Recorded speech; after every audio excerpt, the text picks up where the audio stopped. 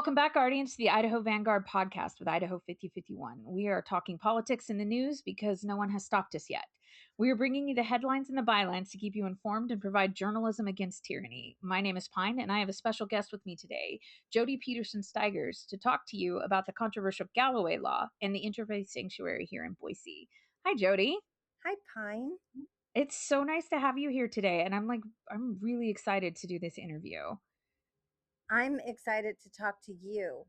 Yeah, we've had some pretty interesting controversies over the last few weeks here in Boise, which is a community not used to things like what transpired on the greenbelt happening on a regular basis. So I think it stirs up a lot of feelings and emotions, and those feelings and emotions seem to be getting directed in places where maybe it's not that helpful. So, first is I wanted to ask you to introduce yourself and tell us a little bit about the work that you do and with the Interfaith Sanctuary. Sure. So, I'm the executive director of Interfaith Sanctuary. I've been with them really since 2007, but have been directing since 2015. Have learned a lot in that time about what allows someone to come into a shelter to receive services and care, and what are some of the barriers for someone to be able to feel safe enough to come into shelter. And so, living in our new shelter home, we took a lot of the lessons learned from the guests we could serve and the guests that were a little bit more challenged to be served, and we designed it a different kind of way of delivering something that feels more like a home. We've taken probably the number one cause of trauma in someone's unhoused situation is they have no sense of return until the shelter doors open again at night. And so this shelter is, it's morning, noon, and night. So you have a place to be. You can go and do things throughout the day, but you also can return. And I bring that up only because, many of the things that we are seeing outside is often due to repeated trauma and lack of access to many things. And so this shelter home is designed to hopefully improve the outcome for the people that we're able to serve in it.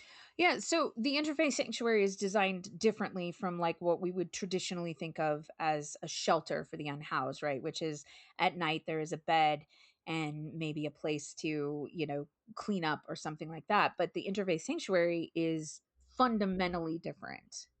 Yes, I mean, when we started in 2005, we were literally moving from a church to a church and only open 3 months out of the year. We were responding to an immediate crisis, and it was mostly run by volunteers at different churches, and people could get a meal and a place to sleep. But 7 in the morning, they would have to go and navigate the streets until they could return again that night. So when we moved into our permanent building in 2007, we became year round, but again, we were just responding as an emergency system. Yeah. We would take people in at 5:30 p.m. Anyone who could get into a bed, and then whoever we couldn't serve, they would have to go and try and find other shelter. And then every morning at 7 a.m., we had to ask people to leave.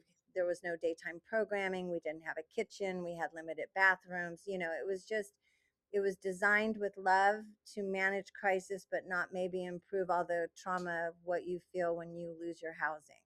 So the new shelter home was designed to do shelter better, to reimagine. Mostly shelters they rise from a crisis. And so you get the money fast, you find a location fast, and you figure out a way to get people off the street. That's the number one goal.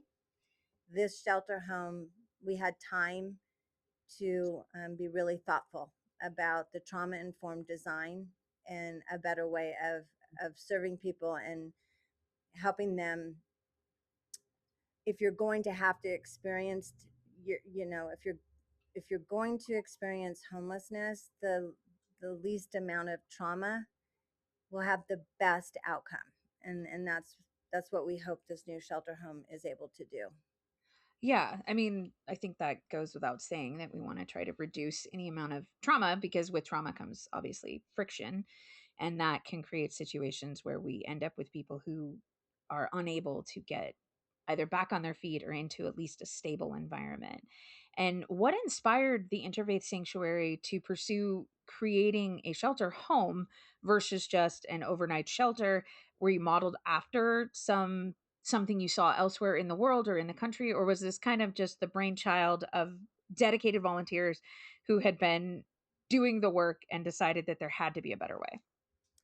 So when I was asked to be the director in 2015, I had spent some time with a group of people that were living in tents behind Interfaith Sanctuary. They were some Yeah. of the shelter resistant, and I learned a lot from them. And so when there was kind of a shifting in leadership at Interfaith, the board at that time asked if I would come to Interfaith and kind of teach the shelter what I had learned. And that's when we started to develop the programs that now exist. Even though we were an emergency overnight shelter, we did create some on site programming, a full time recovery program, a full time mental health program, and a family with children program. So, of the 180 or so people that we served, about 40 could stay back for programming, and then the rest would have to navigate the streets to return at night.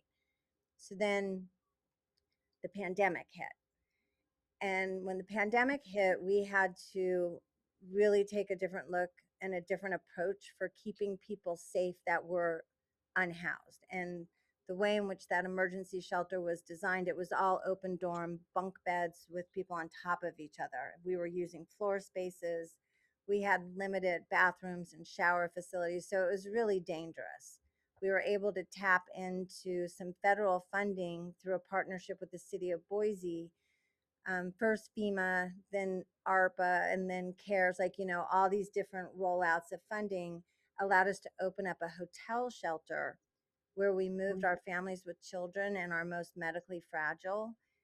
And while we had the hotel shelter, we could compare side by side the single adults that were living at the emergency shelter and still having to leave during the day, and the families with children and the medically fragile. Now they had hotel rooms and they were being held stably, and they were doing so much better on every level. They had access to a bathroom and a shower. We were providing 3 meals a day. And then the emergency shelter, we just kept operating based on the design of that building. We did what we could. And Yeah. so as we began to see that conversations were happening around the pandemic coming to an end, and that funding that had been so readily available for so many short-term solutions was going to go away, and then we were going to lose the ability to actually serve our most vulnerable, our families with children and our medically fragile. We wouldn't even have space to move them back to the shelter because that funding had literally created 100 new low barrier beds. Yeah. And so we would have been unhousing 100 people to the streets. So we started to look for a building and to take everything we'd learned through COVID, through our programming and everything, and create a shelter home that would allow us to make all of these lessons permanent. That's Yeah, I think COVID did a number on a lot of people, but if especially people who were in vulnerable places, Yeah, and I think it also resulted in a lot more people becoming unhoused as, their jobs went away and all kinds of things yeah, transpired, or they became ill and for a prolonged period, etc.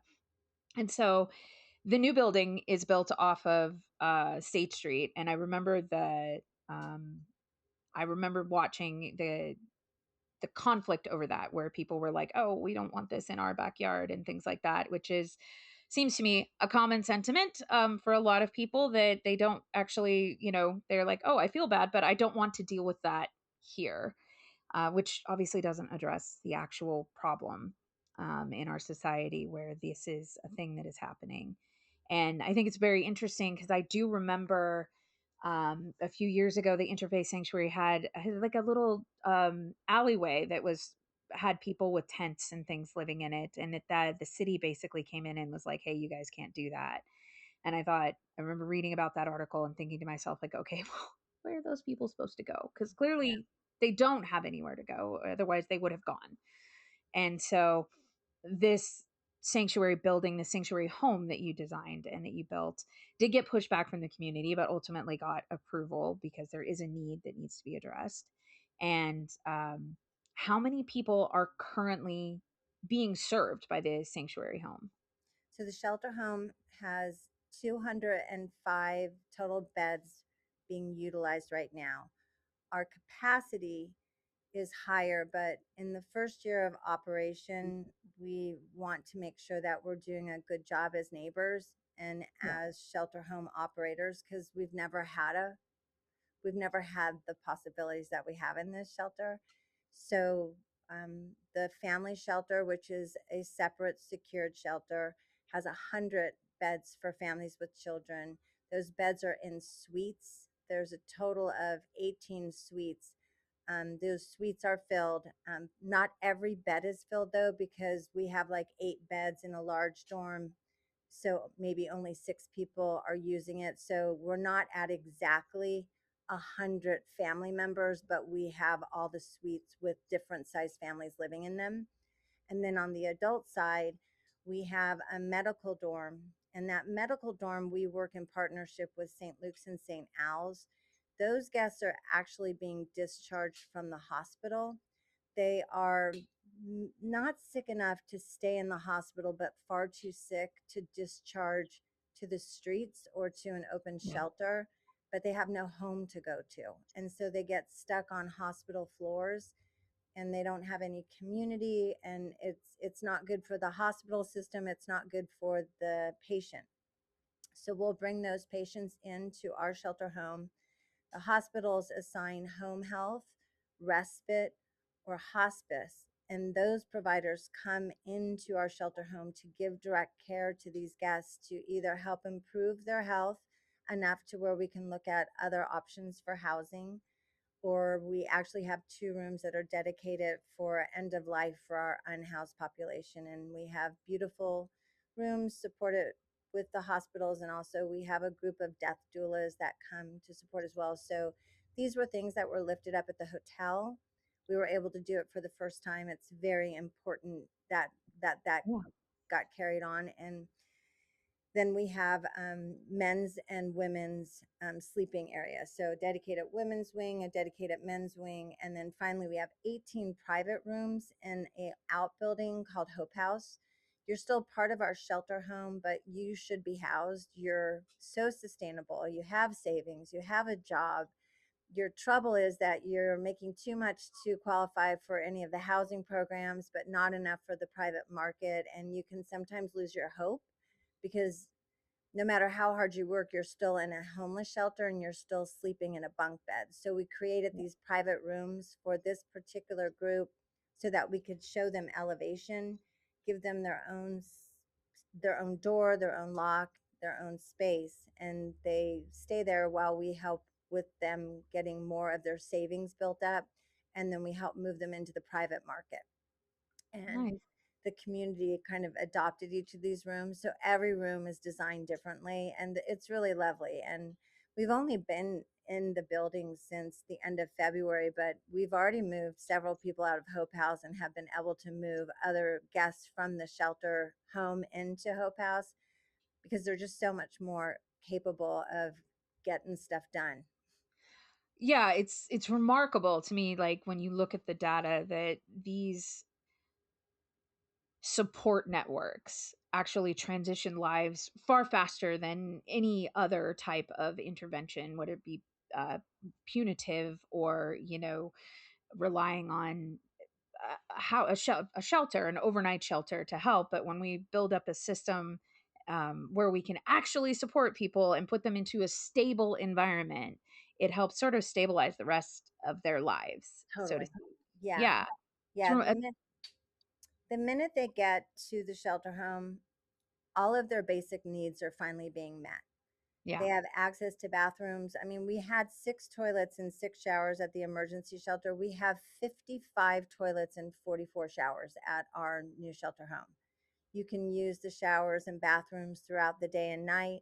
We have free laundry facilities for our families and for our adults, so you can do your laundry. You have a wardrobe and a locker, so you're able to keep your possessions at the shelter home. So you're not walking down the street with everything you own, not having like the system creates the trauma, and also, makes it very difficult for you to get a job or get housing when you aren't getting access to the things that will allow you to feel and look human. Yeah. Yeah, I mean, it is incredibly difficult to apply to a job when one does not have an address, for Yeah, example.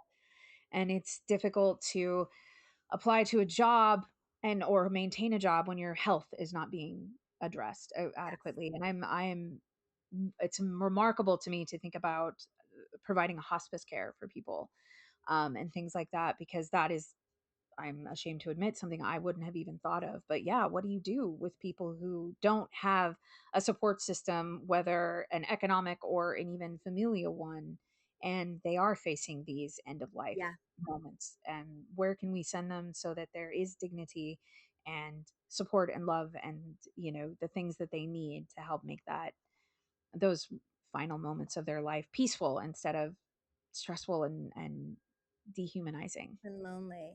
and lonely. Yeah.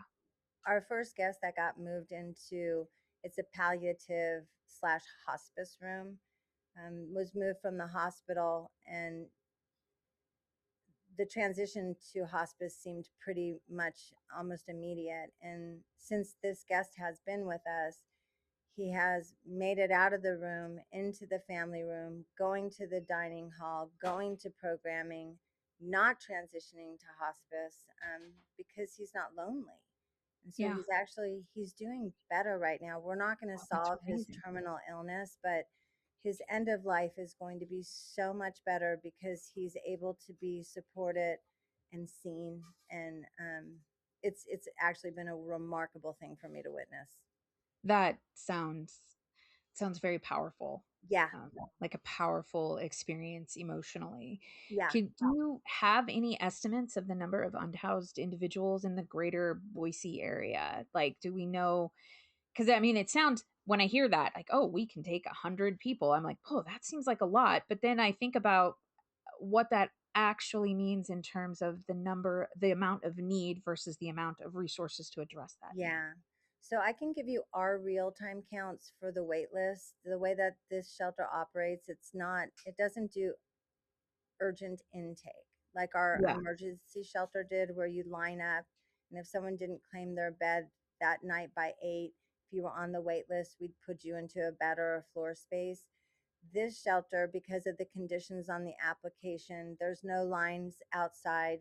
We do intakes only during the day, and through a partnership with United Way, they have a website called Find Help Idaho. You have to go onto our wait list, and then when a bed becomes available, we will reach out. And depending on if that's a family suite or a medical, well, actually, the medical beds we do directly with the hospitals, so men or women. Right now, currently, there are 200 You can actually, currently on our wait list. We have 219 men, 76 women, and 38 families waiting to get placement in our shelter home. oh And my that's god. just for our shelter home. I can't tell you the exact count throughout the city. They Yeah, it do would a be, point in time count every year, so that gives you kind of a estimate of sheltered, unsheltered. But to me, that's the unhoused population that I'm working hardest for, is the numbers that show up on that wait list. yeah. I mean, the need is clearly there. Yeah, Um, there's clearly, and to think about, just the sheer volume of that. And we don't live for the state of Idaho, it's obviously a major metropolitan area, but by comparison to a place like Portland or Seattle or Los Angeles, it's quite small. And to think about, if we extrapolate that data as not being, you know, I don't know, different from where it may be elsewhere, that we're not, some outlier here. That says to me that across the country, the number of people who are unhoused is probably far more significant than I would have grasped, and is definitely acceptable in the wealthiest country in the world to have yeah, that sort of a yeah. systemic issue. The numbers are staggering across the Yeah. country. Yeah, well, and things just keep getting more expensive. And it's amazing to see that you've got that understanding and the ability to address the issue where you make too much money to be poor enough to get help, but not enough to actually survive. And in Idaho, we have been dealing with a housing crisis Yeah, where, studio apartments cost $1,500 a month. And, someone who's working a low wage job where the minimum wage in this state is still legally $7.25 an yeah, hour, how are they supposed to afford that? Um, and then when we can't get people into stable environments, it sort of destabilizes everything else in their yeah, life, which just leads to a spiral. So, one of the problems that I know is a part of this and is a part of that seeming issue where people would rather be like, oh, this is tragic and we're very sorry, but we don't actually want to deal with it here. Is recently Idaho passed what's known as the Galloway Law. And for those who aren't familiar, the Galloway Law is a law that has stated that in any cities larger than 100,000 people in the state of Idaho, it is illegal to camp or sleep in public spaces, so parks, streets, whatever. That cars, basically, yeah, cars, for the people who are doing, who are living in their cars, whether because they don't have another option or because they are choosing to do so, in the van life kind of way. They can't sleep on the street. They can't park on a public street and sleep. It's a quote unquote against the law. Now, this law is basically targeted at large cities in Idaho, of which the only three that really qualify are Boise, Meridian, and Nampa. So it's a very targeted law being passed in the state of Idaho, which is someone who's pretty against like preemption laws where the state comes in and tells a city how to run itself. It's kind of the opposite of that. And so it criminalizes people being homeless or unhoused, by making it illegal for them to sleep somewhere public, but it doesn't address what to be done about it. And I know that Boise had kind of created a little bit of a workaround and said, okay, well, we have to enforce this, but we'll enforce it in the most minimal way possible. So I think it's like a fine of $10 that Boise instituted. I wasn't able to find much information on what Meridian or Nampa had done in response. But with that law and the way it's applied, how does that impact the community that you serve and the people who are, has the state come down and provided more funding to help address the sleeping on the street issues or the camping in parks kind of issue? Or was it simply, this is what we've decided and we no longer want to look at it, so these people can just go do this elsewhere? I mean, such great questions. The the motivation, I think, began with the visibility of the unhoused, the messiness of an Yeah. unhoused population, and that was offensive to a group of people who had to pick up, like had to pick up after others. The idea, the way in which it was presented, was that when you enforce this, it forces people towards resources. They'll go into shelter, they'll go and get help. But I think the part that was missed is you actually have to have enough shelter beds, and you Yeah, they're actually actually, have to have access to mental health for all, and you actually have to be able to find those resources. And so what I think they had hoped would happen, there was an opposite effect. And for those who shelter for whatever reason was not going to be an option, they might be hard barred from the shelter systems. And that happens when someone is not able to be served in a safe way. The shelter systems do what they can, and then at a certain time they're like, because of this is not going to be a safe setting, we're going to call and get a welfare check, and we're going to try and get this person served in a different way. And so they literally may not even have the option of coming into shelter. And yeah, I say that because the gentleman on the greenbelt, that was exactly the situation with him. yeah, Is that at some point you're hoping that law enforcement and access to services is going to be the answer to this gentleman who we cannot safely serve in a shelter system. It can't be Yeah. done. And what ended up happening was that because of that workaround, if you were in a city that was under 100,000 people, you weren't at risk of the enforcement of this new Galloway law.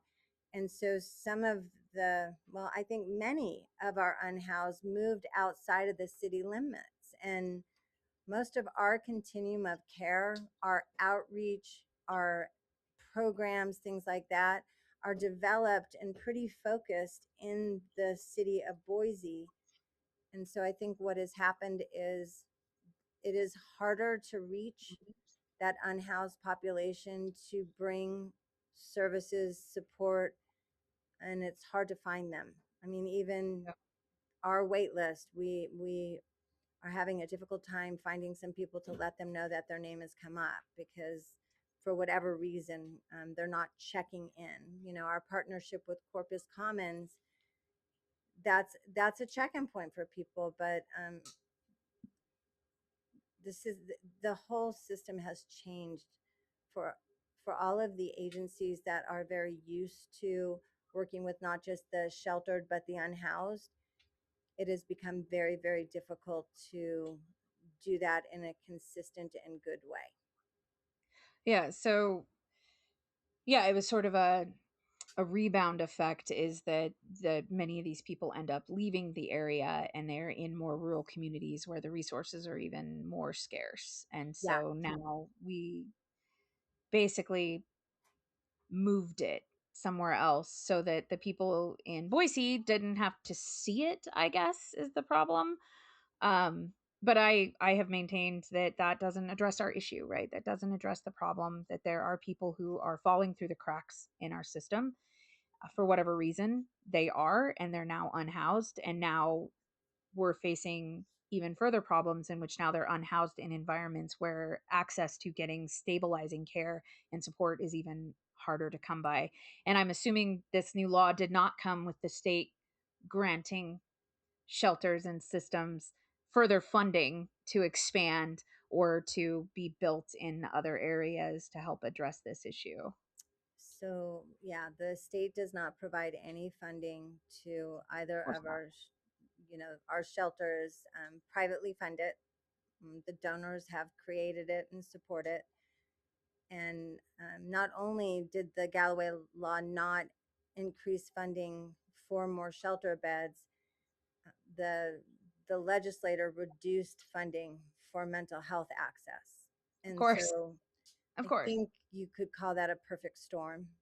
We were Yeah. pushed further and further away from resources, and the resources that were there are now minimized or diminished completely. And if and when someone does kind of move back into the system because their trauma has gotten so bad, that Yeah. that's where things get really messy. Yeah, yeah, yeah, I can imagine. And that does lead into us talking about the incident on the Greenbelt, the murder that happened on the Greenbelt a few weeks ago. But I did want to ask the Galloway law, have there been any laws in other cities or municipalities where similar laws have been passed? And do we have any information and data about how that ended up? I can guess how that Yeah. ended up. Um, but do we have like that information of, somebody tried this in Seattle or whatever, and then the end result was, Well, so for a long time, we were protected by the Martin v. Boise settlement. Are you familiar with Martin v. Boise? no, I'm actually not. Okay, so this might be more information than you need, but I think it's good for you to have because it sets a timeline of how this was able to happen. Yeah. So probably about 10, 11 years ago. Don't quote me on any of that. There's so much press on this, you'll be able to look it up. Yeah, yeah, I'm sure, and Um, I'll make sure to include it yeah. in the show notes for So a people. lawyer by the name of Howard Beladoff, who worked for Idaho Legal Aid, took on a case of 4 unhoused people who had been written up for sleeping outside when there was no available shelter beds at that time for them. And so Howard Belotoff did a lawsuit saying that it is inhumane to criminalize someone for sleeping outside when there's no access to actual beds inside. And it was a long drawn out battle, and eventually there was a settlement with the city of Boise, and that case won. Martin v. Boise set a precedent for the ninth district. So every city that's associated in the ninth district, Martin v. Boise made it unlawful to criminalize anyone if there was not shelter beds. So when that settlement happened, us as operators, every night the Boise Police Department would call and say, "Hey, do you have any open beds?" We never did, of course. And so if Yeah. they came across someone and there was no bed available to them based on access, so there might have been a bed at another shelter system, but they might not have qualified for that bed. So it had to be legitimately, you were allowed to go into that bed. They were not allowed to write a ticket or do anything to that person. So then I think it was 2 years ago now, there was a lawsuit in Oregon called Grants Pass. And Grants Pass was all the mayors who were affected by Martin v. Boise got together to do a lawsuit saying that Martin v. Boise was affecting the way in which cities could actually manage their unhoused populations city by city.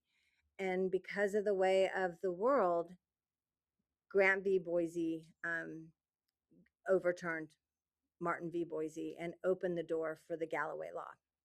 And this kind of happened all at the same time. And there's this um, there is within the new administration, there is across the country the Cicero Act, which is language kind of enticing cities to write these bills to criminalize the unhoused. And I've learned about it through the National Homeless Law Center and the National Homeless Coalition. And I sat in on calls while we were trying to figure out how to overcome the Galloway bill here. We were being given tools that other cities and other states were being given for very similar bills that were trying to be passed. Mm. And so when when Grants Pass was overturned and Martin v. Boise was overturned, Galloway's law became that now you can criminalize homelessness whether there's shelter beds or not. You can't stand, sleep in cars. And, ironically, there's a gentleman who had been served by us, but did not make it into the first round of people moving into our shelter home based on the fact that he wasn't a bad guest. He was like, we didn't have enough beds for all the guests we served. So we had to figure out like a really fair way to move the first group in, and it was based on vulnerability and attachment to programming and services. And so this particular gentleman, he's been in the system. He was not a bother at all, but he wasn't vulnerable enough, and he didn't have case management. He didn't have a housing plan, so he went on to the wait list. And so now it's been 4 months, and he finally gets to the top of the wait list, and we go to pick him up, and he's in jail because he got one of the first camping tickets and didn't pay it. So like he was picked up on a warrant and is in jail. And so now he's going to lose that bed because we're not going to leave it empty. Yeah. I mean, yeah. And Yeah. And he was this close to getting into a shelter home where he'd have access to services and everything 24/7. And we missed him by 12 hours. 12 out, jeez. Yes. And uh, not to put everybody down to a number, but I'm going to fairly assume that housing someone in the prison system is more expensive than it would be to take that taxpayer money and use it to fund, I don't know, healthcare, or Yeah. mental health care for Yeah. people who are Which vulnerable. And the shelter home is, mathematically speaking, yeah, the shelter home is privately funded, so no tax dollars help us at yeah, all. But once you get that guest in, we have free full-time mental health and recovery programming. And then Terry Riley Yeah. has a clinic inside our shelter home. We have a doctor that delivers primary care to all of the guests that live within the shelter home. He's there every single week. And so, what we're trying to show is the cost savings to all these systems Yeah, when you I would deliver yeah, shelter and care this way. All the pressures, all the complaints, all the reasons why they're not going back to work and not getting housed.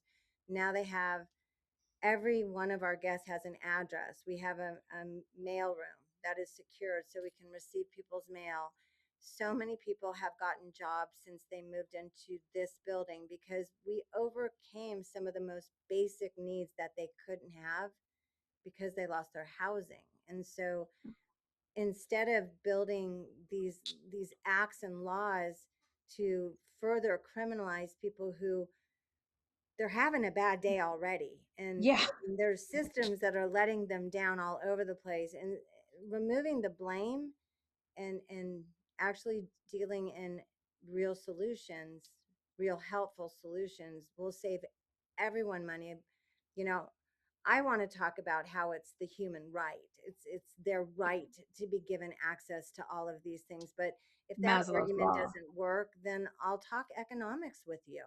Yeah, I'll have I the hospital show you how much money we're saving. I'll have, like, I'm going to have the data, and I'm going to be exactly. able to, like, say, please do it this way. Yeah, yeah, I mean, setting aside the fact that doing it the way through the Interfaith Sanctuary provides a great deal of dignity and respect to these people as human beings. Yeah. Mathematically speaking, it is much more effective economically to provide a doctor in the Interfaith Sanctuary to catch the treatment of, infection or disease at an earlier stage than to wait for it Yeah. to end up in the emergency room and on the dime of Medicaid. Yeah. I mean, I would always love it if more people thought of it in terms of being just a good human. But if that's not going to work for you, then I'll just give you the math. Okay. Right, exactly. It's like Like, you have to, I'll talk to you however it's going to work for you, but, like, yeah, never doubt for a second why I do this work, but I get it. If you need to hear the other stuff, I'm super proud that I can say I'm going to be able to give you that data because we were able, in 6 years of a fierce battle, we were able to open the doors, and now we can tell this story, and hopefully it will inspire more agency, more dollars to go towards creating spaces like this for our people who are temporarily experiencing homelessness, yep. because it happens all the time. And there's so many Yes. different reasons why. It is not just one reason. It is not because, it's not like, it's so frustrating to me. I have the same conversations over and over again, and then I'm like, will you Um, please come and meet our guests and hear their stories, and you will see the diversity. The one thing you will see that they all have in common is that they lost their housing and the systems let them down, and one yeah. way or another they made it impossible for them to be able to stay stable. Yeah. And I mean, I think it's important to remember that most people in this country are two paychecks from being unhoused. Yeah. Most people. The vast majority of this country is living quite literally paycheck to paycheck, and Yeah. they are no more than two paychecks than any of us are to being Jeff Bezos or any Yeah. of that. Yeah. And so when we see people who are experiencing being unhoused, it's important to remember that, A, those are humans first and foremost. Those are people, and that they are experiencing a great deal of difficulty and probably significant amounts of trauma, be that from losing their stability in their housing to the infinite trauma that can come about of being unhoused and being completely overlooked as a person and to being ignored and to being shoved aside and ridiculed and all of that other stuff. Yeah. And so I think that is a core part. I can't imagine doing the work you're doing and not being somebody who is absolutely motivated by the humanity of it. I've worked in nonprofits. Idaho 5051 is a nonprofit. I know how few dollars are actually available Yeah. in terms of a paycheck to people in those environments. And so it's obviously a labor of love. Yes. And so we have to talk about what happened on the greenbelt, with the young man who was murdered. This is a this is a community in Boise, Idaho, that is considered to be extremely safe, and so things like this are not making the front page news on a daily basis. And so I think there was a reaction to that event. For those who are unaware, a young man was murdered on the greenbelt a few weeks ago, and the alleged perpetrator, he has not been to trial yet, so we cannot say with definitiveness, is a man who was reportedly unhoused and had been in and out of the legal system over the last several years. And there was a significant online, particular community backlash that came with that, talking about that unhoused people are X, Y, and Z dangerous. They're this, they're that. There's all these other things. And it's taking a tragic situation and applying it across the board to an entire group of people who are, as you stated, experiencing homelessness based on innumerable factors, was unfair and I think dangerous for funding for these kind of programs, but also for the safety of these people to be not harassed, not left, not targeted in any sort of backlash. And it also doesn't help promote the safety of our community at large, of which the unhoused are a part, whether you like it or not. They are a part of our community. So that young man is a tragedy, and my heart goes out to his family. But is there actually a problem with unhoused people being inherently violent or dangerous to the wider community? Oh, I mean, that's such Yeah, a I can see great her. I can see her. question. For those Because, just I mean, listening, her eyes just like basically rolled all the way into the back of her head. it's like asking, do you think that there's anyone that might be at risk of being, violent or upset living in a house? Yeah, Yes. exactly. Do you think Yeah. some? Yes, I think anywhere in the world at any time, bad things can happen, but Yep. not because of their housing situation. Most crimes happen against the unhoused. In a situation where an individual who is unhoused and may do something so tragic, and I hate to say, but like based on the understanding of everything that went into that, so avoidable, Yeah. so avoidable. But the the reality is that there was nowhere for this man to go. He had struggled with mental health for so long. His rap sheet was so long. The shelter systems could not hold him because he needed far more care than we could provide. And so that's when you really look at that, the mental health and quite honestly the police for protection, right? And Yeah. so you hope that they get caught in a way that's going to give them the access they need to the mental health services that they can't get as a chronically unhoused person who. And so there was just so many times where maybe because he was caught in the system, like services could have been wrapped around him, but those holds were so temporary. Yeah. So this particular man was unhoused because of his mental health and his lack of access to supportive services and shelter. And in a cruel way, like the timing could not have been worse for a gentleman on a skateboard, to an electric skateboard, to meet up with someone who was in total trauma and could not recognize what he was doing. And so, like, if anyone wants to try and explain it completely or blame it on any one person, that is such a waste of time. Like, instead, look at the solutions. Let's find a way to maybe question the systems more. Like, and I'm making no accusations. I'm not an expert at many things. I have wildly passionate opinions, but I just like, I think taking a look at the narrative and the way that it worked was that this person who committed this crime had attempted to commit a crime similarly in Cooper Court Alleyway.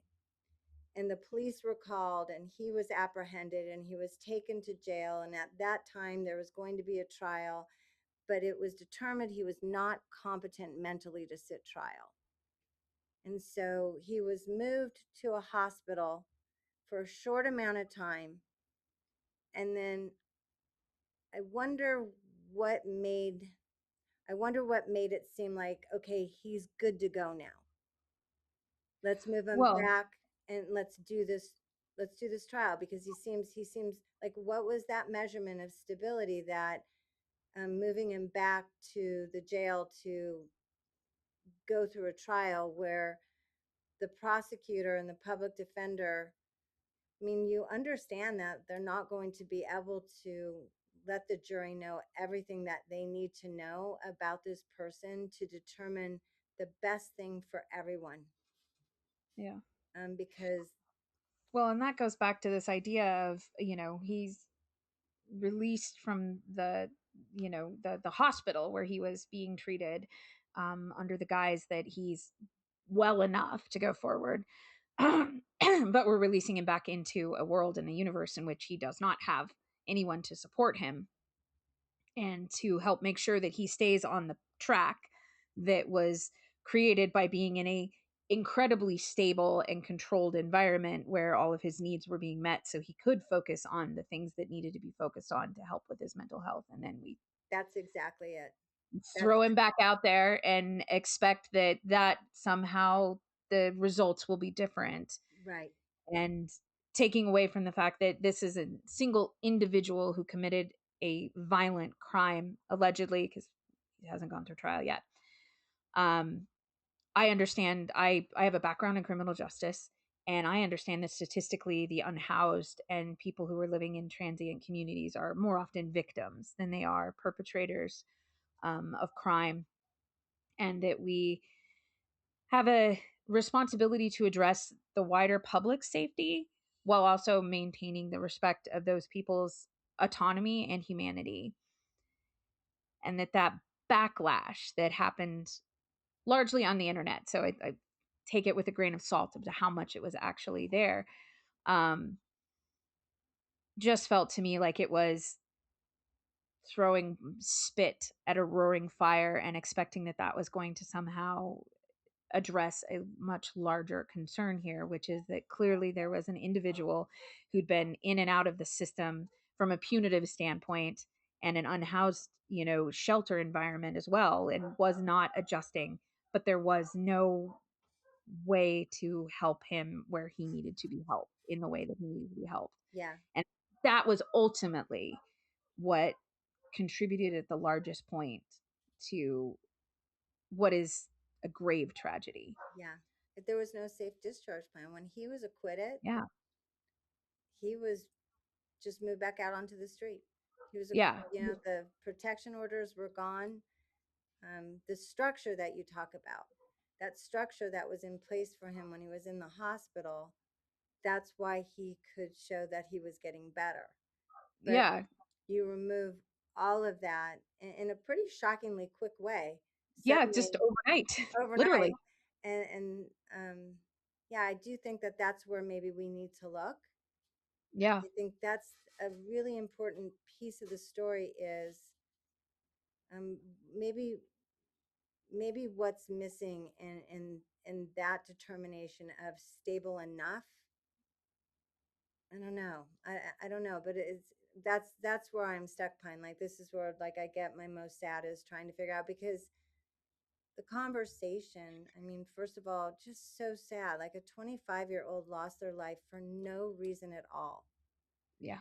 And then for, my staff member who, was a victim, she has a calling to work with the unhoused population. So when she did all the right things and she called the police and she met with the prosecutor and she showed up as a witness and she talked to the prosecutor and said, the sentence is not near as important to me as the resources. I know how Yeah. much this gentleman needs mental health access, but that's not the way that the system worked. And so then when she saw the tragedy unfold and saw all of the language coming out on social media, it was the population that she loves and serves. Now they're all under attack because the system didn't hold someone in place. And so now it's every homeless person's fault. Yeah. Ugh. I mean, Yeah. wow, that sets us back so far.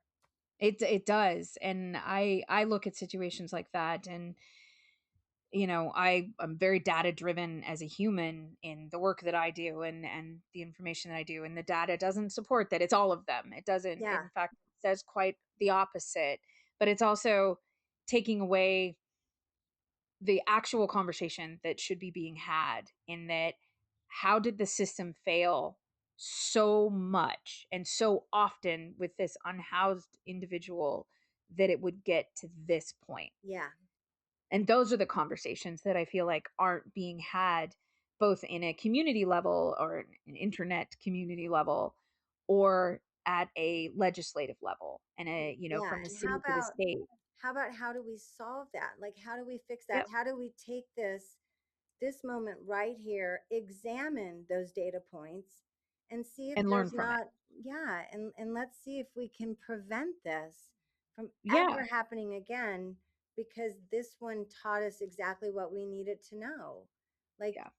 it needs to matter. If someone's life must be, like, you need to make that matter. Yeah. And I think you're doing the work that will, in time, give the data that states that we can do it differently, and Yeah, then therefore better. And we can do it in a way that circumvents these tragedies. I would hope altogether. I mean, people do things, but in a way that is going to support more infrastructure being invested into our unhoused and our economically vulnerable members of our society, because it's not just the unhoused who are not getting mental health care. yeah, There are plenty of people who have housing who can't afford mental health care either. And I'm someone who's very blessed that my partner has the health insurance, and it's good health insurance. But I think about how much it would cost to pursue mental health care if we didn't have that option. right, Even if you have a house, even if you are maintaining your house and you're maintaining something resembling a life, if you are without health insurance, mental health care can be completely out of reach. And for many health carrier plans, mental health care is not adequately supported and included in that, despite the fact that it should be a part. The brain is a part of the body and it should be covered. right, Um, right. you know, Yeah. Yeah. Well, is there anything else you want us to make sure that we know about the Interfaith Sanctuary, Jody? Well, Pine, with your platform and the way in which you are speaking, how do we how do we use this conversation to help people make better choices when they're voting? Because if Haha. you really want to break it down to the how of how this stuff is happening, the decisions that It are starts being there. made on a state level are deeply felt by the cities that are impacted by those decisions and by the people who are impacted by those decisions. And so, God, I just wish that I knew how to elevate like real, raw, and truthful conversations about why we're asking you to learn about these candidates and why we're asking you to be more thoughtful in your approach.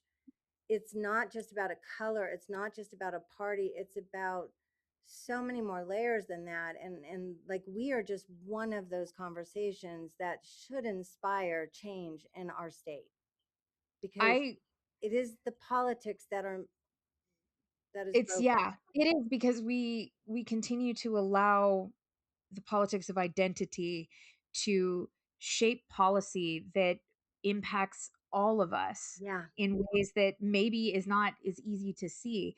I always tell people, like, when you have people who are like, "Well, I don't do politics." It's Yeah. like, "Okay, well, if you don't do politics, politics is going to do you.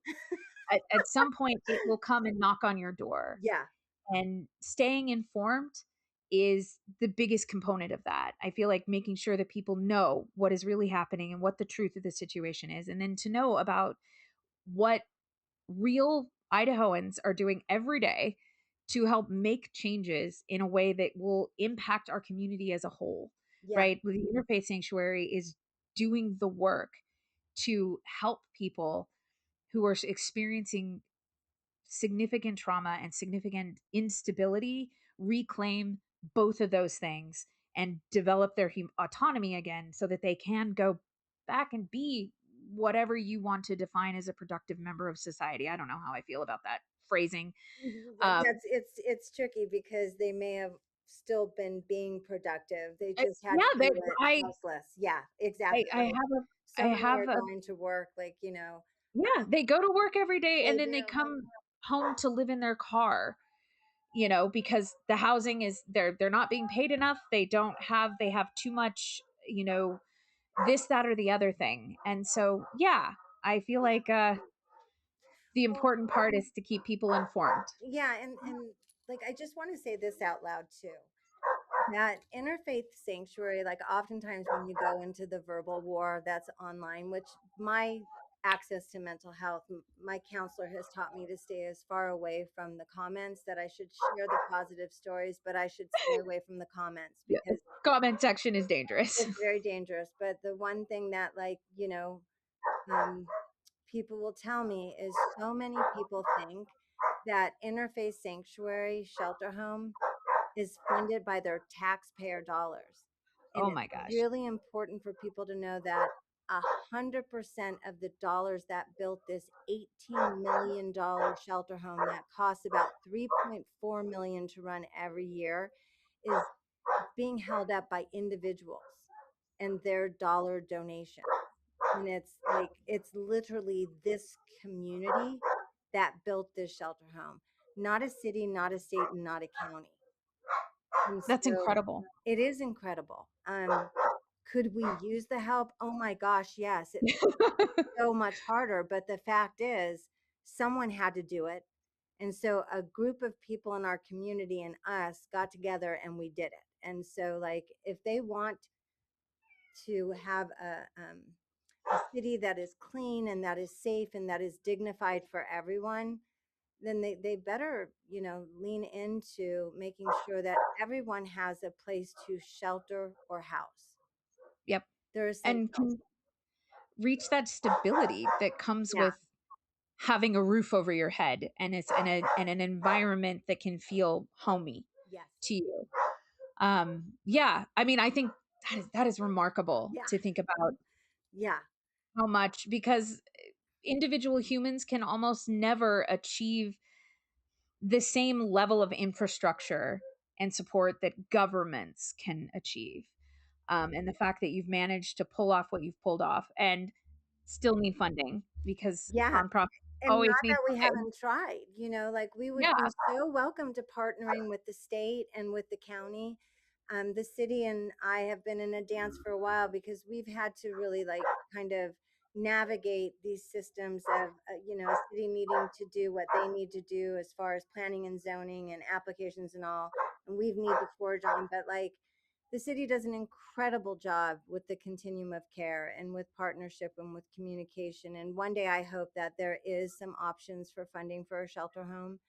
But the yeah. county and the state, to think that they are off scot free and then they want to write bills about Well, how we do this. Are you yeah, kidding in me? in all fairness, I am fairly certain that bill wasn't written by anyone in the Idaho legislature. 97% or more of our bills come from an organization known as ALEC, which is a Heritage Foundation front. And that's why so many bills similar to the Galloway Law Yeah. get proposed at relatively the same time across the country, which is seems very convenient. It's very Um, convenient. Yes, it's very yeah, convenient, and the language is, it's slightly altered based on the city and the state. But yeah, you're absolutely right. This is a movement across the country that's very well funded. Yeah, and that isn't here to address a problem. It Right. is here simply to sweep it aside and Yeah. pretend that it's not happening. And that is not how we stay informed as a country and as voters. And that's not how we create changes so that these situations don't happen. Yeah. So that people aren't unhoused, so that there is shelter for every human, which should be a human right. Yeah. Uh, It's Particularly in a country so large and vast and to which has such wealth. yeah. We should find it morally appalling that that is a thing that happens. Yeah. Yeah. Awesome. Well, Jodi, thank you so much for being here with me today. If anybody who is listening wants to help support the Interfaith Sanctuary and the vital work that they are doing, you can go to their website, theinterfaithsanctuary.org, and sign up to volunteer, or better yet, volunteer and donate. Yay. Those donations go a really long way to helping our community at large, but also to just helping humans. And so I want to thank you so much, Jodi, for being here and all the work that you're doing to help our community. And yes, please remember that the unhoused are still a part of our community, as an advocate and a director for the Interfaith Sanctuary. Thank you. Thank you so much. It was so nice Yeah, to talk to you. it was so nice to talk to you. And if you want to get more involved in protecting our democracy, you can find more information at idaho50501.com. Please subscribe to us on Substack and YouTube or wherever you get your podcasts. If you're inclined, to help support the growth of this podcast and the work, you can further become a paid subscriber on our Substack. None of this is free for us, and your support goes a long way to helping keep the people of Idaho informed and, more importantly, engaged. Remember to build your communities and keep the lives and families destroyed by ICE in your thoughts as we battle the scourge of creeping fascism side by side. Stay informed, Guardians. We'll see you out there.